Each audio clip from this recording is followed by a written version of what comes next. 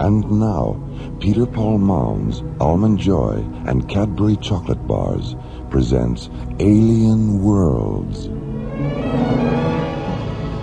Slowly rotating at the edge of deep space, 1,000 kilometers beyond the atmosphere of 21st century Earth, is the Arthur C. Clarke Astronomical Observatory, Starlab. Here, Starlab Research Director Maura Cassidy, along with the scientists and technicians of the International Space Authority, watch over the countless stars and planets that fill the silent distances beyond the giant space station. This week, the men and women of Starlab encounter the terrifying dissonance of Deathsong on Alien Worlds.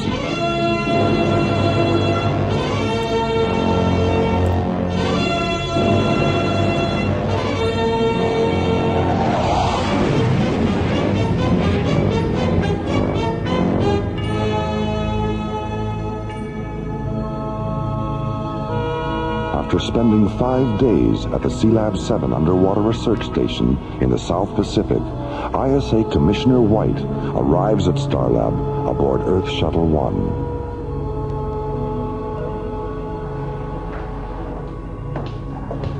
Hello, Maura.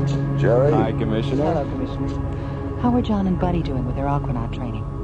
They'll be in Sealab 7 until Friday. Then they move to the Baltic for 10 days in the Soviet Aqualab complex at Chilenka. They like being underwater so much you'll probably have to keep them in your aquarium when they get back. Figures. Starlab, can you hear me? This is Starlab. Please identify yourself. We are Zeta and Whitney, two Optimon physicians from the planet Aragon. Please give us sanctuary. What's your situation? We are being pursued by a hostile renegade spacecraft, which has already damaged our ship. If you don't give us sanctuary, the renegade will destroy us. Get a visual scan on them, Jerry. Right. There it is. My God, it's enormous. Starlab, this is Whitney again. Did you understand our last transmission? Be careful, Jerry. That ship doesn't look damaged to me. Withy, we have your spacecraft on visual as a large corrugated black disc with red, yellow, and green markings. And we see no sign of damage. That's not us, Starlab. That's the renegade. Our ship is barrel-shaped and silver. There it is. Lower left-hand corner of the screen. It's so small. No wonder we didn't see it. Magnify it, Jerry. Jeez, look at that. The hull's full of cracks all the way down to the tail fins. Open the emergency docking bay, Jerry. Right. Withy, guide your ship toward the docking bay that's surrounded with flashing red lights, and we'll take you aboard. Thank you, Starlab. Thank you.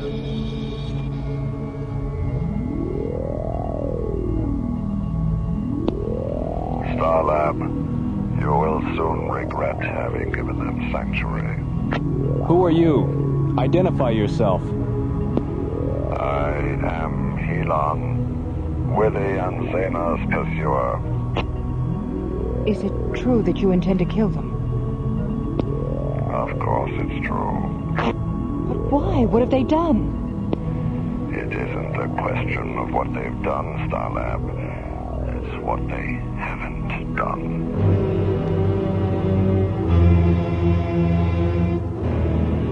Alien Worlds will continue. This woman's sorry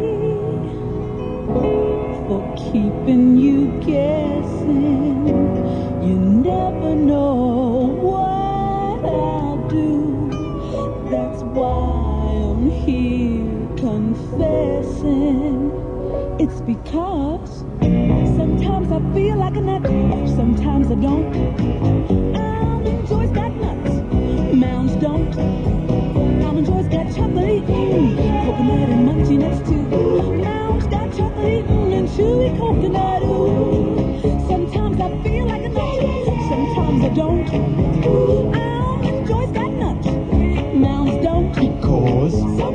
feel like a nut. Sometimes I don't. Sometimes I feel like a nut. Sometimes I don't.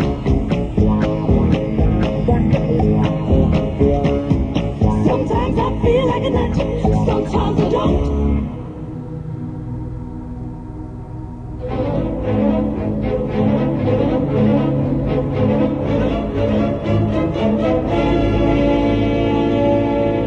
Alien Worlds continues. The routine of Starlab control is suddenly interrupted by an emergency transmission from an incoming alien starship. Aboard the ship, Withy and Zena, two Octagon physicians from the planet Aragon. We are being pursued by a hostile renegade spacecraft, which has already damaged our ship. If you don't give us sanctuary, the renegade will destroy us. As the bell-shaped Aragonian starship moves into visual scanner range, Maura, Jerry, and Commissioner White see another spacecraft. Huge, black, and disc-shaped. I am Elon, Withy and Zena's pursuer. Open a close proximity channel, Jerry. Go ahead, Commissioner. Helon, this is Commissioner White of the International Space Authority. I represent the scientific and military forces in this solar system. Do you understand that? I understand. Any hostile action against this space station will be construed as an act of war against the Earth and will be dealt with accordingly. Do you understand that? I understand. What's your planet of origin? Aragon. I see. Well, are you a legal officer of some kind? Have the two Octagon physicians committed a crime? To my way of thinking, they have. Dr. Cassidy, this is Simon down in the emergency docking bay. The alien ship is secure. All right, Simon, thank you. Commissioner, I think we've heard enough from Helon to know where he's at. Let's put him on hold and see what the two physicians have to say about, whatever this is about. Helon, stay on this frequency and I'll get back to you. I need some time to think about what you've said. Of course you do, Commissioner. And then you'll need time to conspire with Withy and Zena against me.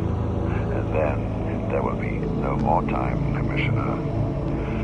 And the last thing you'll hear is the sound of your own screaming.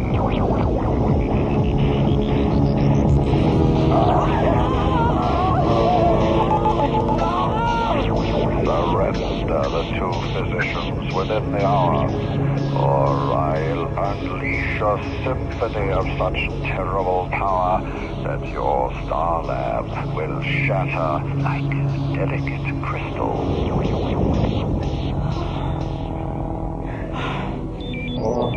Dr. Cassidy, Simon again. The two aliens have come out of their ship. Bring them to my quarters right away, Simon. Let's go, Commissioner.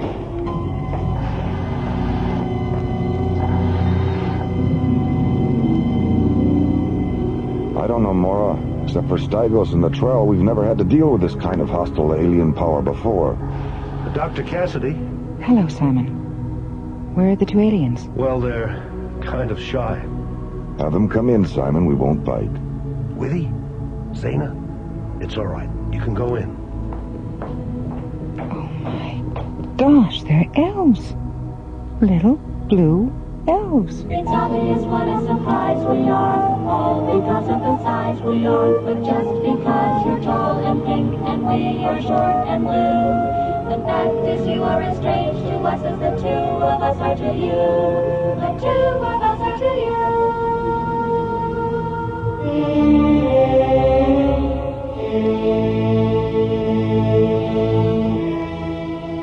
2 kilometers beyond Starlab, Helon enters the audiogenic spectrum chamber of his slowly orbiting ship. He touches a bright red jewel near the entryway. The gleaming black metal floor slides open. Then something begins to rise up out of the opening. Something massive and angular and dark. a nightmare construct of polyphonic drone generators and ultrasonic inverters, thick spiraling amplifier coils, and blood-red keyboards. Helon's Deathsong synthesizer, the Cathedron. My beautiful Cathedron, my phantom self, my soul. Soon we will hear their voices dying amid the music of an unexpected destiny.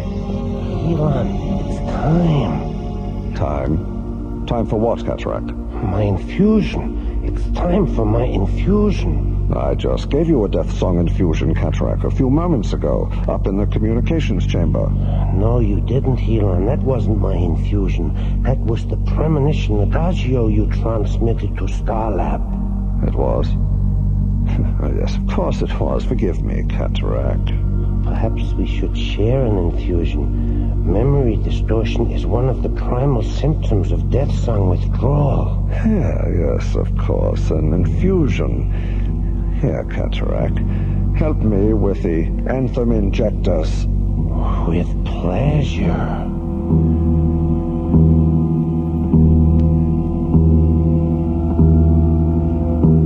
The various aspects of the mind and body are tuned to specific vibrational frequencies, Maura.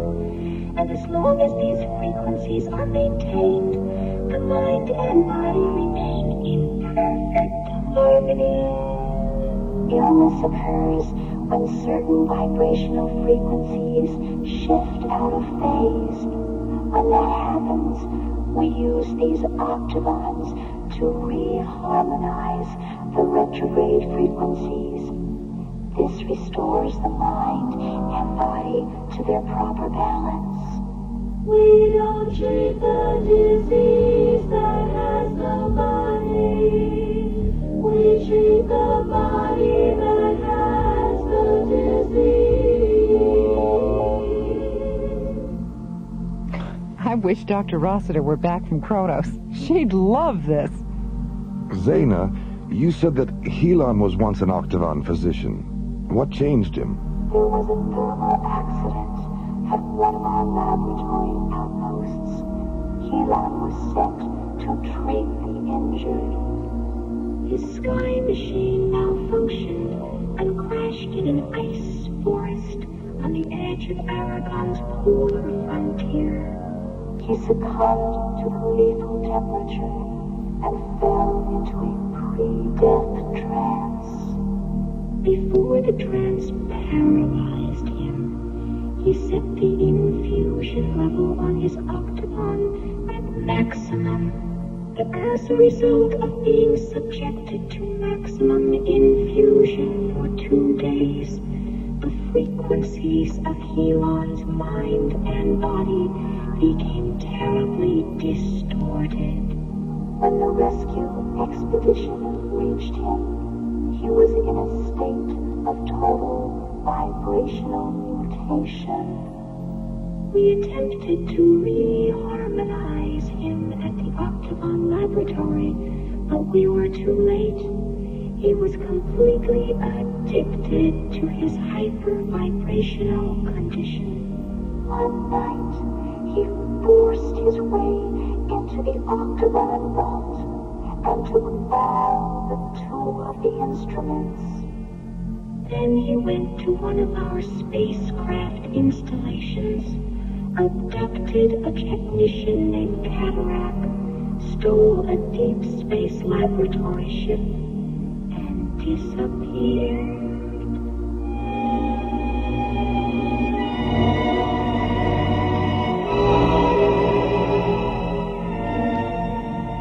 Helon, when Witty and Zaina are dead and their octagons are interfaced with the Cathedron, where will we go?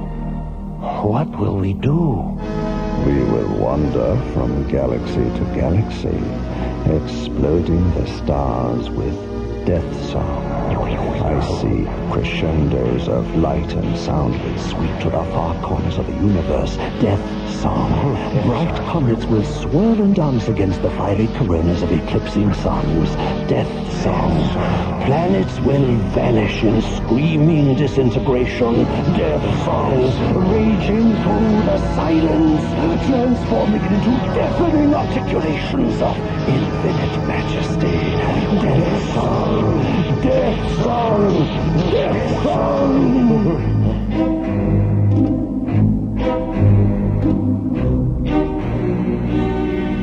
Alien Worlds will continue. Pardon me. Isn't that a Cadbury chocolate bar? I've never tried one. Oh, that's too bad. Do you mind if I have a teensy piece? Hey, you took my bar. I'll just take a little bit. It was for my wife and me. Oh, she'll love it. See, this is great. You know you can get carried away with this stuff? Yes, I've noticed. Oh, come on, it's a big bar. It's getting smaller. When people get a taste of a big, thick Cadbury chocolate bar, they get very carried away. Because only a Cadbury bar is so rich, so creamy, so Cadbury. And with the big-size Cadbury chocolate bar, you get a big choice. Cadbury Fruit and Nut, Cadbury Almond, Cadbury Caramello, and of course the big favorite, Cadbury Milk Chocolate. So remember, when you get your Cadbury, be careful. Because with Cadbury, people can get very carried away. Can I have my Cadbury back now? Your Cadbury? Oh, well, I guess I got carried away. You'll get carried away with Cadbury.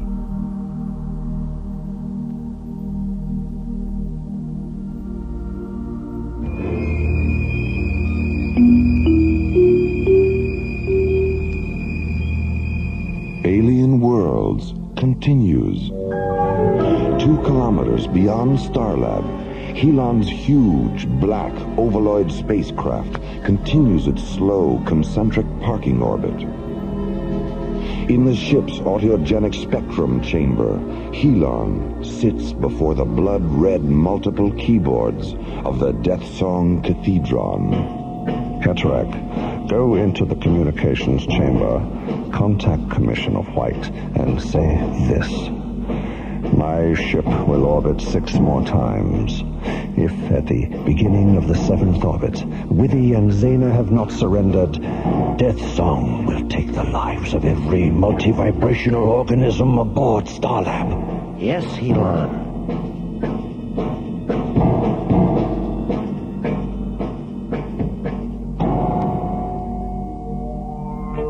There have never been more than 12 octagons in existence at one time. There have never been more than 12 octagon physicians. 12 physicians for an entire planet? 12 are enough, Maura. Injuries are rare on Aragon, and illness is relatively non-existent. What was Aragon like before the octagons were created? We treated the diseases of the mind and body with narcotic chemicals. As a result, the people of Aragon were in a constant state of neurotic irresponsibility. Maura, are you there? What is it, Jerry? I have a transmission coming through from Helon's ship. We'll be right there.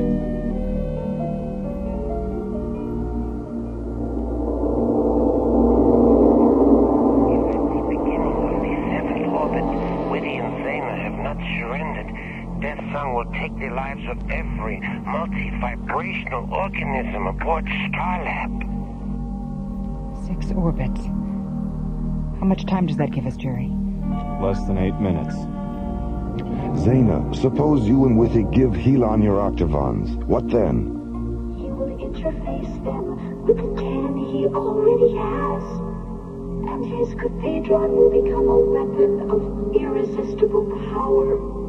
So here we are with a 250 megawatt solar reactor and no way to use it against Helon. No weapon system, no communications, no shielding generators. But Maura, didn't you say Helon's Deathsong burst had terminated Starlab's primary power matrix? No, our reactor wasn't affected at all. If we can interface our 2 octagons with your reactor, We can defeat him. All right. Let's get down to the reactor control room and get set up.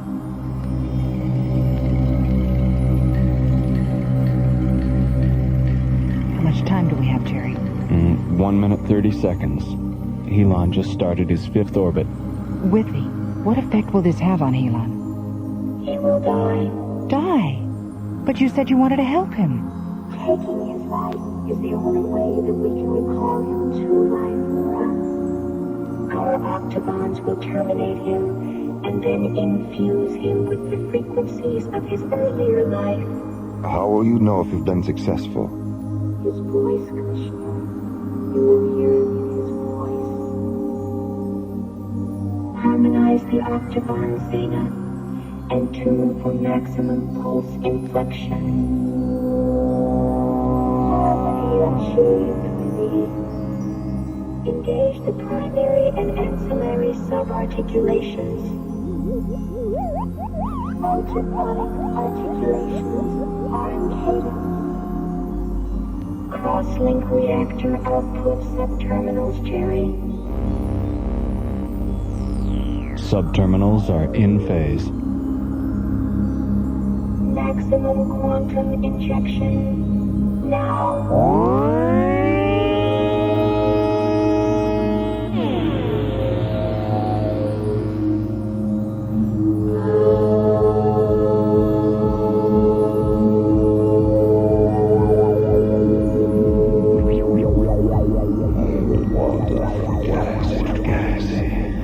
Exploding the stars with Deathsong.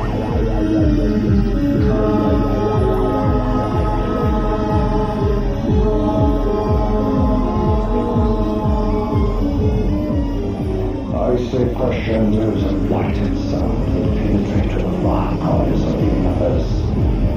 Deathsong.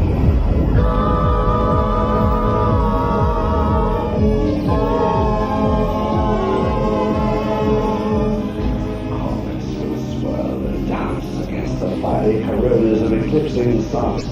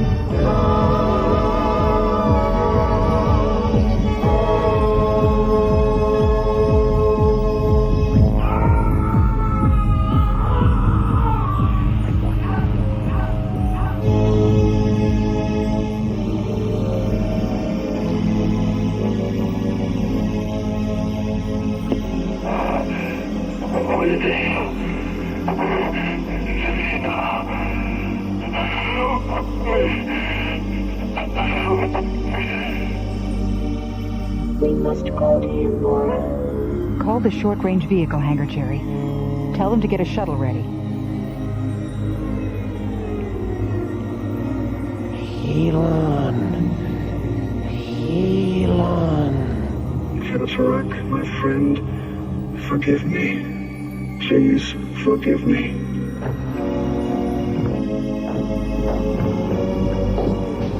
Withy, Zena, Cataract is dying. Attend to him, Zena. Don't try to stand, Helon. Lie still. Rest. Cataract will live, Withy. But we must reharmonize him quickly. Is there anything we can do, Zena? Go to the shuttle and get our octagons. Come on, Maura, I'll give you a hand. Withy, Zena, thank you for calling me from the darkness. We are your brothers, Helon. We are your friends.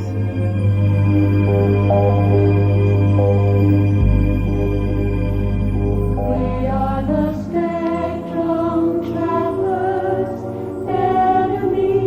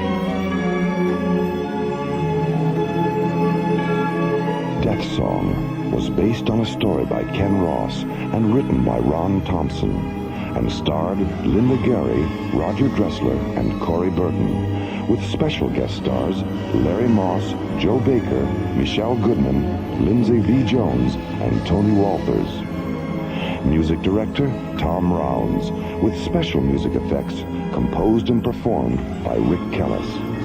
Associate producer and song lyrics by Ron Thompson. Engineer Stu Jacobs. Assistant to the producer Jim Cook. Technical consultant Peter Sky. Alien Worlds was created, produced, and directed by Lee Hansen and is distributed by Watermark Incorporated. And so until next week, this is Roger Dressler inviting you to join us for our next adventure, The Infinity Factor, on the elsewhere and elsewhen of Alien Worlds.